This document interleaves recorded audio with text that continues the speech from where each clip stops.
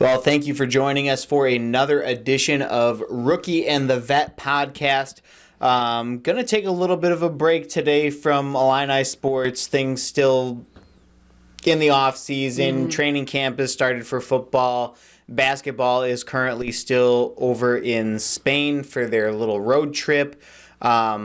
Did look like they played good in their first game against the Madrid All-Stars. They did have another game today, too, actually. It was actually streamed. They ended up streaming this game. Well, how'd they do? They won, I think it was like 105 to 60 against Valencia. They put up triple digits? Mm-hmm. All right. Don't quote me on 105. I know it was around there. I'm pretty sure I saw they went double digits, or triple digits. But, yeah. So just thought I'd throw that in. Crazy. Yeah. All right. So I got to see the box score. Yeah. I'm curious to see how that is. Maybe a sign of things to come for basketball. Hopefully. We'll have to get into that once they come back, and we'll do another edition of it. But with all the shakeups going on in college football is kind of the big talking point, but this is also going to have a trickle-down effect to some of those other sports like basketball, soccer, baseball. But Big Ten, we knew USC, UCLA are coming over. Now we find out Oregon and Washington are coming over. So it's the Big 18. And I mean, I already know my thought. What are your initial thoughts on them adding these West Coast schools? I mean, the first thing that kind of shocked me is that it's going to be so soon. Right. Like, it's coming next year. Yeah. Like, usually it's a couple years down the road. USC and they had it going last year. They were like, all right, 2024. 2 years advanced. And now they're just like, all right, you guys are in now all of a sudden. But Oregon, I don't know how Oregon and Washington, like, legally got out of the how they're getting out of the Pac-12, because I know media rights is a huge reason why so many schools have to stay in their conference. So I was surprised to see that it was just a 1 year turnaround and they're coming next year. But in terms of the realignment, I mean, it's a money thing, and it feels I think I like realignment, but at the same time, you have to look at all the all the sports that aren't football and how it's affecting them as well, and that's not what they're doing. This is all football decision. And, like, I've been seeing so many, softball players come out from the Pac-12, and they're, like, from, like, Arizona State and whatnot, some of the other schools, and they're talking, like, oh, I picked this school for a reason. It's close to my family. All our games will be around there. Right. So many Pac-12 teams in the California. And they're like, now, what is my family supposed to do? Travel across the United States to go to Rutgers or, like, over here to Illinois? And because, Arizona and Arizona State are now going to the Big 12. And Utah. Yep. And so the Big 12 is, and now Colorado is talking about going to the Big 12 too.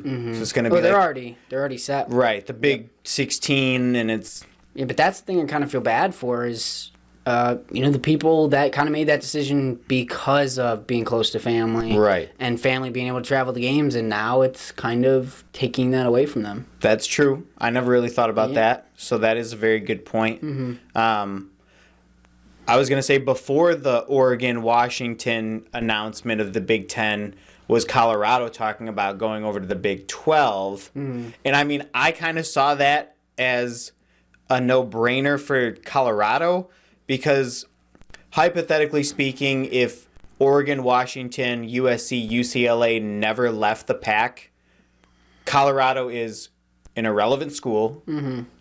Deion Sanders and his squad is never going to be in that top four. I mean, even Utah has been a pretty dominant program here. They've been doing well. I mean, you'd have to put Colorado down there with the Arizonas and the Arizona State and all that. So, I mean, it made sense for them to go to the Big 12 with Texas, Oklahoma leaving. I mean, their competition is essentially Kansas, Iowa State, Baylor, TCU. It's going to be I'm blanking on you have the Arizona State. I'm trying to remember who else in terms of the Big 12. There's a lot of good schools in the Big 12. The thing is with the Big 12 is a lot of those schools aren't as spread out as the Big 10 now. Right. Where they added in Arizona, which is already close enough to many of the Big 10 or the Big 12 schools, given Texas is right there. You have like some of those regions, so they're not traveling as far. But the Big 10 seems like it's just continuing to spread out. Like I think Rutgers and Penn State are a little bit already a reach. It feels like, well, definitely Maryland. Right. Maryland's just kind of down the coast, but now you're adding. Literally, we're coast to coast at this point, and that's going to be every conference soon. Yeah. I mean, other than I guess the SEC, but who's to say they're not going to add somebody from the West Coast as well? That just doesn't. It just doesn't make sense. Then the name of your conference doesn't make sense anymore. That's the thing with the Atlantic Coastal Conference. Yes. If they add these names, which are being talked about with Stanford and Cal, at this point I don't see it not happening unless the Pac-12 does something big to keep their conference alive. But then you have to change it because it's not the Atlantic Coastal Conference anymore. Right. It's the Atlantic Coastal Conference and the Pacific Coastal Conference. Like, it just doesn't make sense. Right. And then you had Notre Dame, who's kind of in the Midwest. Well, yeah, and Notre Dame is in the ACC for everything except for football. They've been independent for God knows how long, probably since that school was established, and they kind of just have kept up with that tradition, which I do think has benefited them in the past. You know, they get to play a lot of these.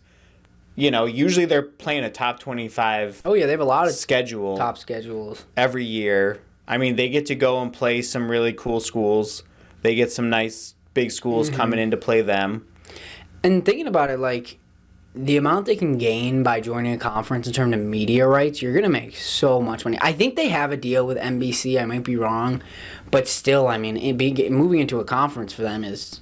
I don't know why it hasn't happened at this point. Yeah. I think it's inevitable they're going to join the ACC. At this point, if you're not a part of one of the Power 4 schools, what are you doing? Right. Like, if you're a big school like Notre Dame, you're going to fall behind. Right. And I know lacrosse, they've pretty much historically been in the ACC, at least for about the last decade or so. But, I mean, their lacrosse program has turned into a pretty big powerhouse. They just won the national championship. Years back, they were runners-up against Duke in the national championship, and this year was kind of a rematch of that. But definitely it seems like the ACC, since every other one of your sports is in the ACC conference, except for hockey and football. Hockey, they're in the Big Ten, but I think that's only because there is no hockey in, or at least there's no NCAA hockey in the ACC. I don't know how the ACC hockey works. I know Boston College obviously has a hockey team, and they're predominantly their ACC school, but I don't think there's many schools in the ACC that have a hockey team. No. But when you're so independent, there's Boston College. That's probably the only one I can actually think of, because there's nothing in Virginia, the Carolinas. I know Syracuse doesn't nothing have down one. in Florida. I don't think Pittsburgh has one. So you kind of have to. I mean, college hockey pretty much revolves around the Big Ten. Yeah. And then you have, I don't know how many schools over in Minnesota. You have to I've seen every other city with a, a pretty good 4-year college has a dominant hockey program in Minnesota. Yeah. But I mean, speaking of, brought up the Big Ten, the big question is, how is this going to work in terms of their alignment? They just finally, like a month ago, came out with how the scheduling is going to work going forward with the little what's called rivalry games. But now you're adding 2 schools, and technically 4 in all. Are they going to split into 3 separate divisions? Are they just kind of going to stick with what they have going forward with the rivalry games and no divisions, and the top 2 teams end up in the Big Ten championship game? I don't know.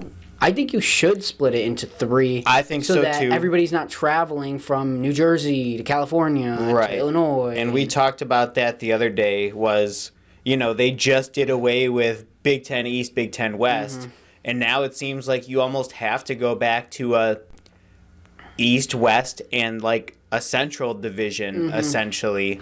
And I wouldn't even be surprised if the Big Ten adds like 2 more schools to get it to 20.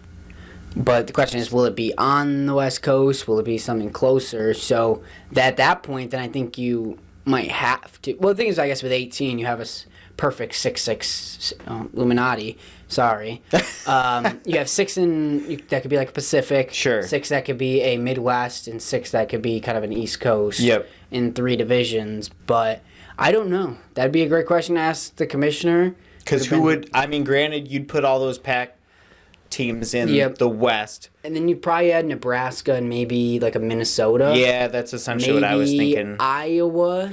I'm trying to think if there's any other ones over there. And then Iowa's... you'd have to find the good dividing line. Yeah. But I say Iowa would have to be in the Central. You'd probably go Minnesota. So Minnesota, Nebraska, y'all are over there. Mm-hmm. But then where do you split kind of that East Coast region? Because it's got to be Maryland, Rutgers, Penn State. You probably throw in Ohio State. Yeah.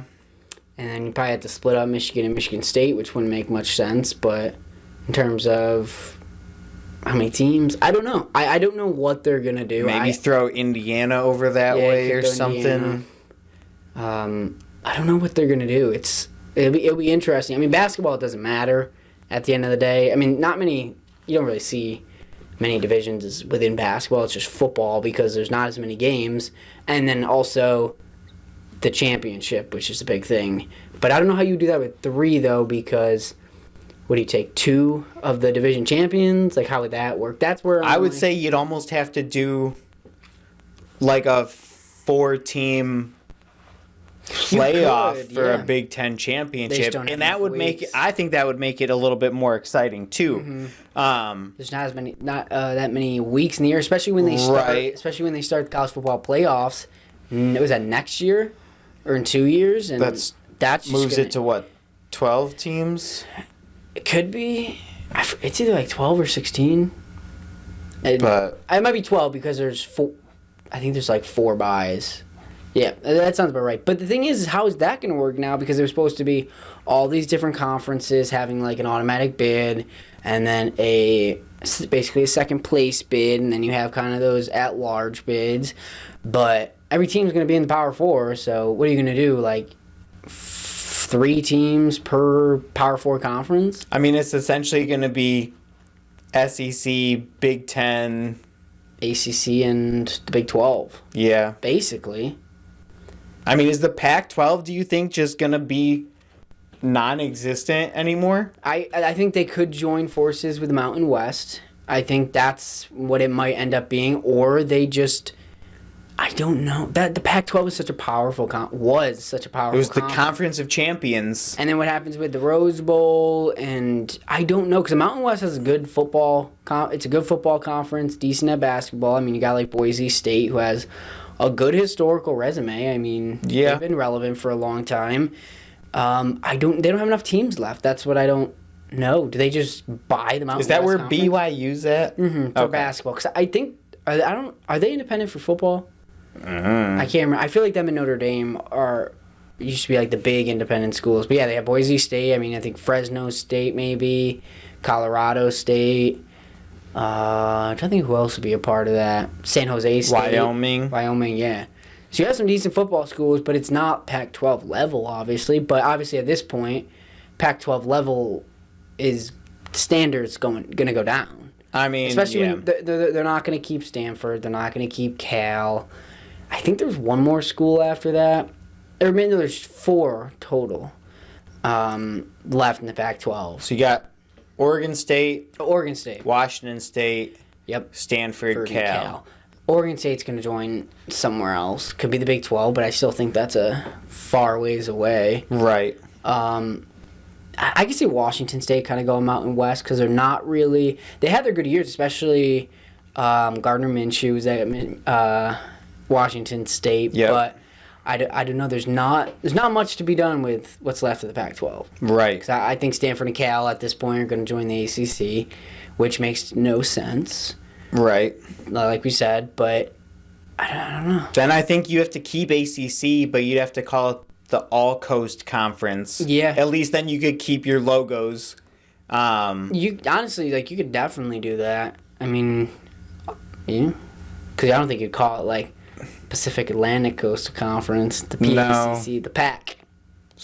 I don't know. Yeah. But I think, as we're kind of on the ACC, as we're jumping around a little bit with conferences, I don't think it makes sense for football, but everything else that makes sense is the ACC adding a school like UConn, going out and getting that. I think sooner or later the Big East is going to crumble. You're going to see it kind of go its separate ways. The Big East crumbled a long time ago. Yeah. When Syracuse, Pitt, and Maryland, West Virginia left. You had UConn, Villanova, Georgetown. Like, Syracuse the Big East had was really good years. Yeah, the Big East was very dominant in basketball years and years ago. Then that fell apart. Ways. Nobody's really seeing with the thing that's happening right now is nobody, and I feel like it's mainly kind of the younger generation, nobody seems to remember the same thing happened with the Big East years back. Like the Big East, and I think there was even a 30 for 30 on it.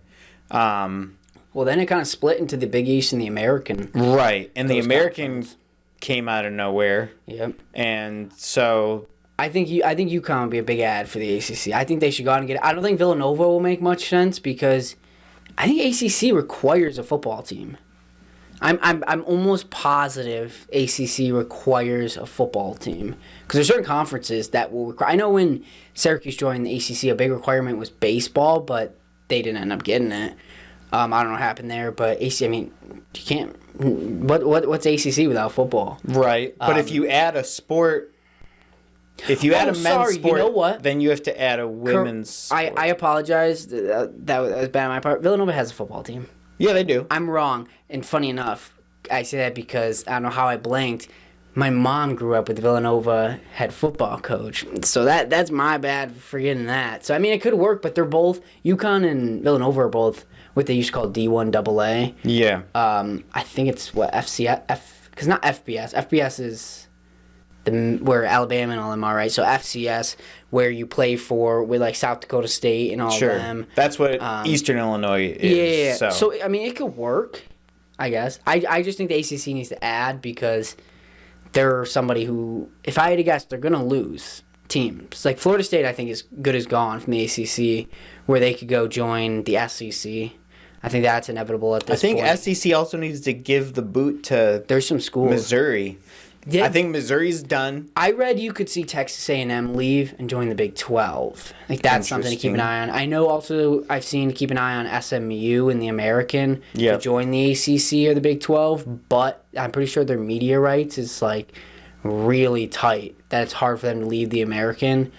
But I don't know. Like there's ACC is going to be an interesting one to keep an eye out on because I think they're going to lose schools like Florida State, maybe North Carolina, Virginia Tech's been thrown around in there, and then what happens with the rest of them?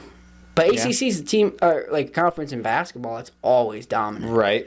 So it's just football. Like football's the big deciding factor. It seems like. Right, and so I've seen one of the big topics of conversation has been travel and essentially the stress being put on a student athlete, and I wanted to get your take on this and just kind of see what your thoughts were. But let's say you're a football player at USC or UCLA, and we're going to use the Big Ten as an example because it's already a done deal.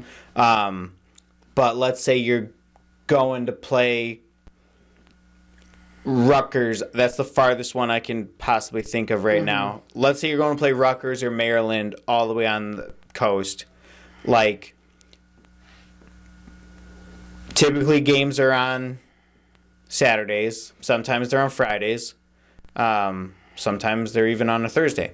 Do you think this is going to add more stress to their academic life, or something that, in my counterpoint, would be that I don't think it really would, because just a lot of these big programs have, you know, what's the word I'm looking like for? A tutor? Yeah, kind of like a tutor. Traveling, like, or something like support. that. Do you think it's going to add stress on that student athlete, or do you think, I mean, they're so used to doing all this traveling anyway that it's really not going to make too big of a difference on their academics. Yeah, I mean, it might. I think if you're in football, you're in good hands. You got all the support in the world. But if you're somebody maybe on a softball or baseball team, or say, I don't know, a lacrosse team where it's not the most supported, where you don't have this ongoing list of support staff members that are traveling as like tutors and stuff like that, because I do know football and basketball for the most part do like have those kind of things. Okay. But if you're in a sport like that, and also playing, some of those teams play 40, 50 games a year for baseball and like softball. I know lacrosse probably like 20 or something, but like that's a lot of time on the road. Like some people, everybody learns different. Some people need to be in the classroom kind of hearing directly from a professor, then breaking down everything. But if you're with a support person or maybe watching the classes on like a Zoom or something, it's definitely different. I'm sure it'll be a little bit of both. Just everybody's kind of different with their style of learning and whatnot. I think it's going to have an effect on students, though. I just feel like whether it's mentally, physically, with nonstop travel, like it's what, a 5.5 hour flight probably from California to New Jersey for like Rutgers, maybe Something like 6 that. hours, probably longer. You might have a layover. Who knows? It's just, I don't know. I'm sure there's going to be studies once this kind of gets in the works. Yeah. But it's a lot of travel. It's a lot of travel. And you're going to see schools come together and what's the word, like joint traveling, where they'll rent a plane and say UCLA, USC will come to Illinois, and in that trip to Illinois, USC will take on Illinois and let's say like baseball on Monday, Tuesday, Wednesday, and then they'll go up to Northwestern and take on Northwestern Thursday, Friday, Saturday. But in the meantime, I said USC, so then UCLA would. I'm just trying to say like they'll flip flop who they're playing and do the road trip on the same time to reduce costs, reduce travel back and forth and stuff. Which, I mean, probably see that in basketball too. You also probably see the men's teams and women's teams playing the same teams at the same time.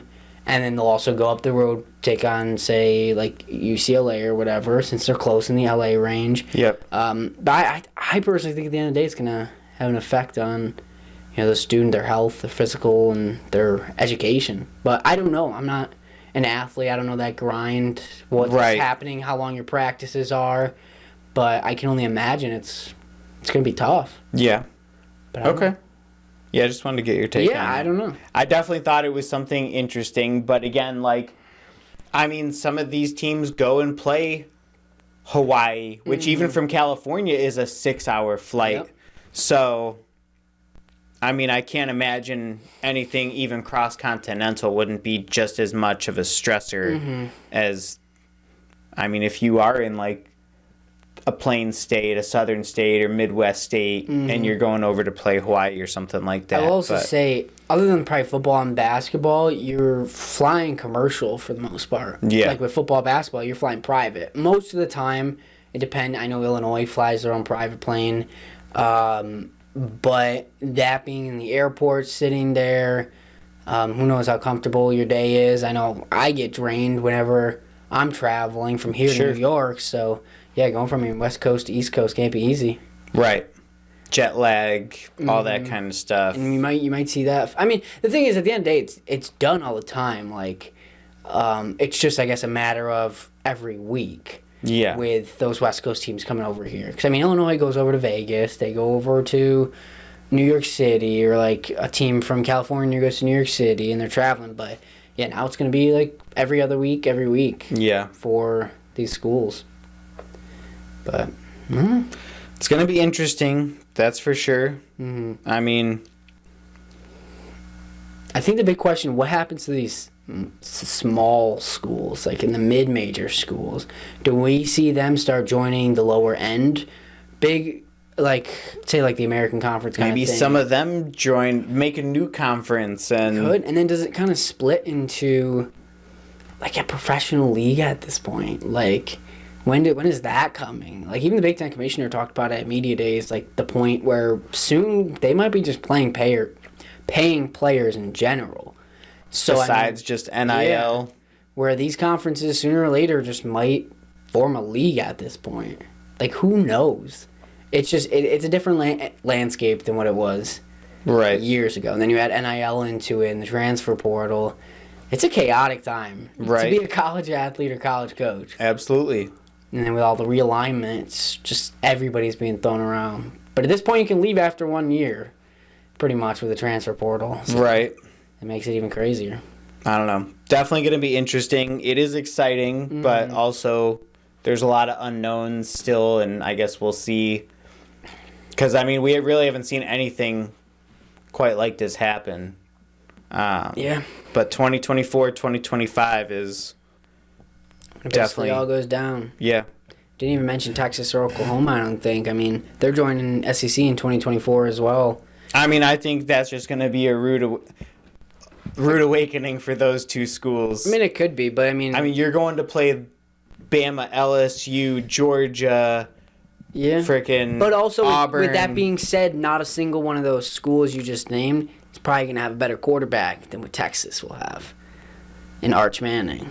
So that's something that... I meant mainly Oklahoma. Oklahoma. I mean, who knows? Yeah, because they never did well in those. I mean, Texas is playoffs. I think it was last year. Texas almost took down Alabama in that first game of the year with Quinn Ewers too. Yeah, but with Arch Manning, I mean, they're gonna be good. I mean, and they got a really good commit wide receiver. Came with Arch, who's a top end 5-star. So they might be somebody who can compete in the SEC. Who knows? Especially once this playoff comes around and there's more teams. Like, anything can happen in those college football playoffs. Yeah. Which is going to make things exciting.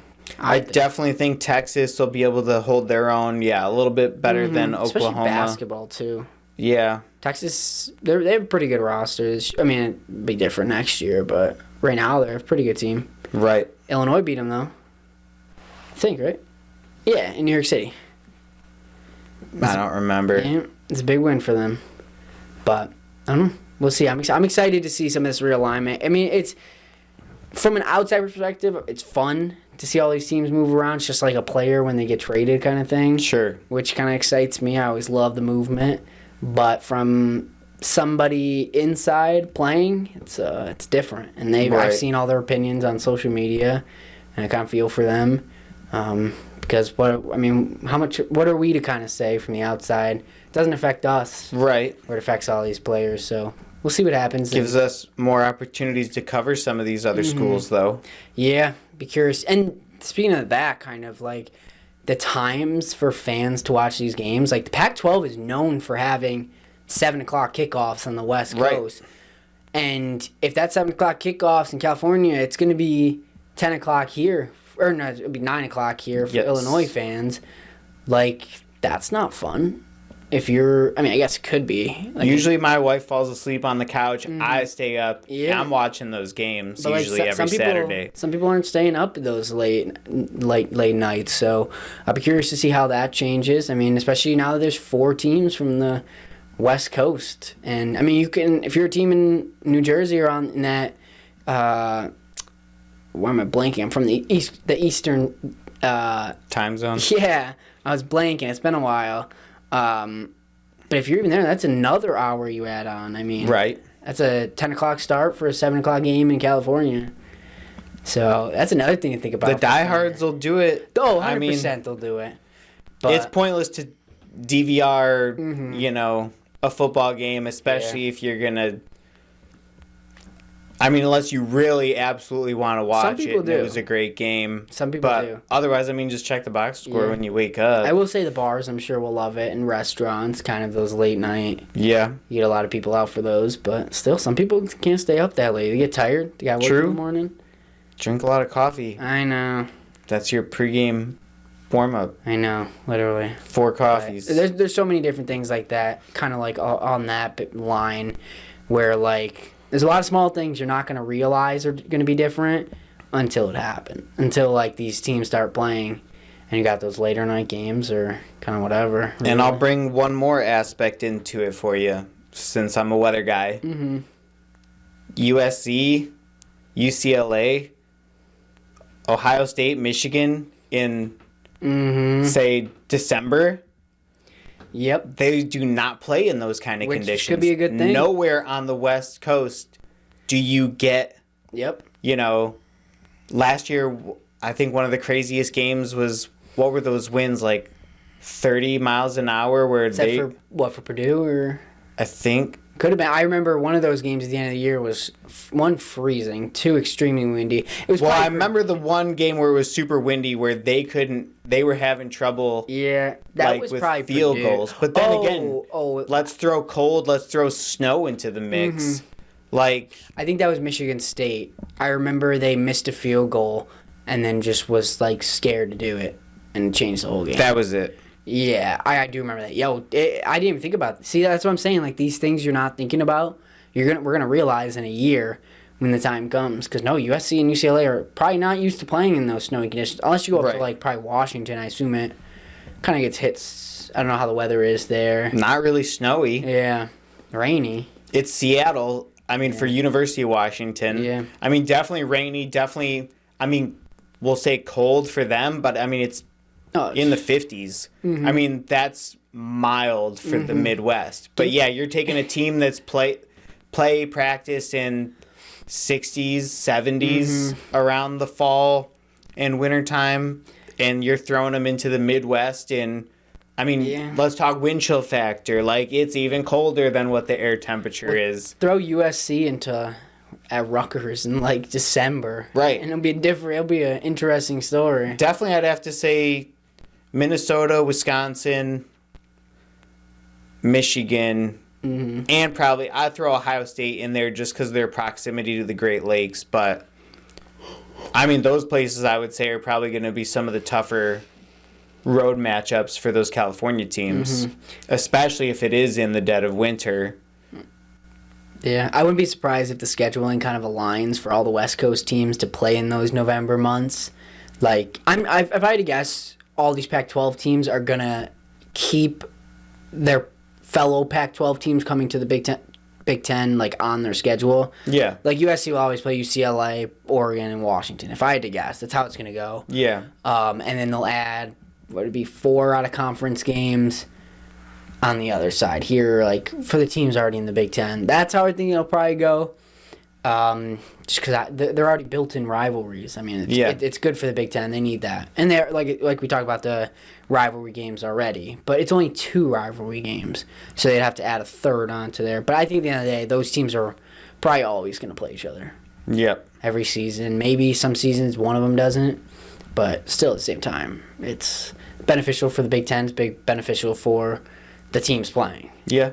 So new rivalries are going to come up. Of course. I'm sure it's a matter of time before USC and Ohio State are... Well, that's sort of already a little bit of a rivalry with their history in the Rose Bowl. There's a bunch of those teams that, have kind of feuded in the Rose Bowl. Oregon, Wisconsin have had several Rose Bowl matchups. Didn't... I'm trying to remember who played in the Rose Bowl this year. Was it Penn State, Utah? I think it was Penn State, Utah. Well, Utah won the Pac. So definitely that puts them in. Yeah, it was Penn State. Yeah, I think it was Penn State. Utah has been in the Rose Bowl 2 years in a row. People don't even talk about that. But I think it was because I can't remember if the Pac-12 had a playoff representative 2 years ago. I know.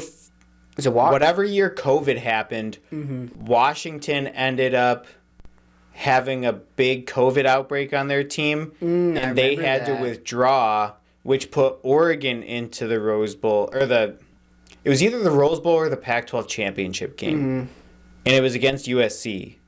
I just remember Oregon winning that game. I just remember that shootout with Ohio State and USC in the Rose Bowl 2 years ago. That was crazy. That's where kind of Marvin Harrison Jr. came to life.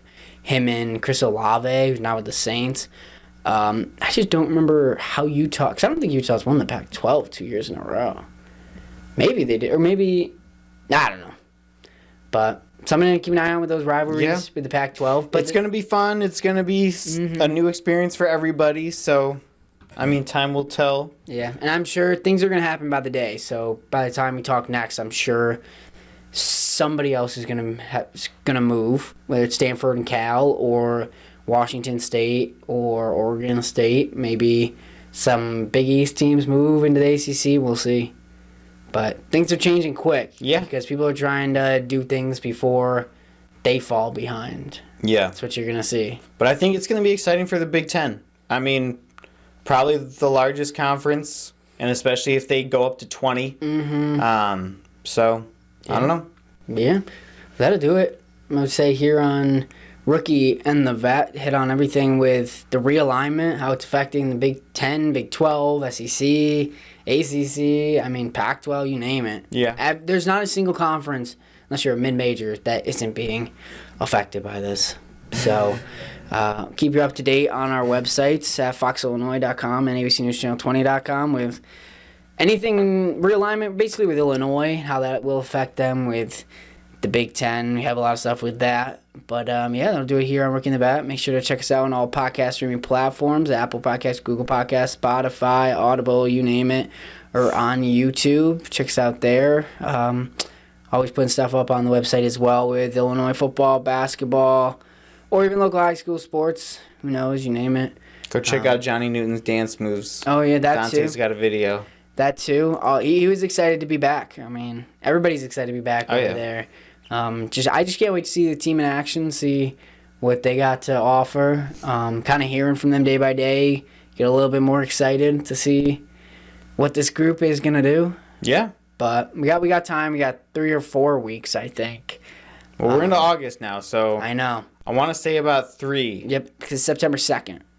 That's their first game against Toledo. Yep. Johnny Newton's going against his brother, too. Speaking of Newton, he's a wide receiver for Toledo. So that'll be a fun... I talked to him about that at Media Day, kind of. Throw him at corner for one play. I know, right? Just let him knock his brother around or something. He told me he's got like 80 tickets he needs. He says that he's asking everybody for their free tickets because he's got a whole family coming. So that'll be exciting. But cool. Yeah, I mean, I'll do it here on Rookie and the Vet. Thanks for tuning in, and we'll see you next time.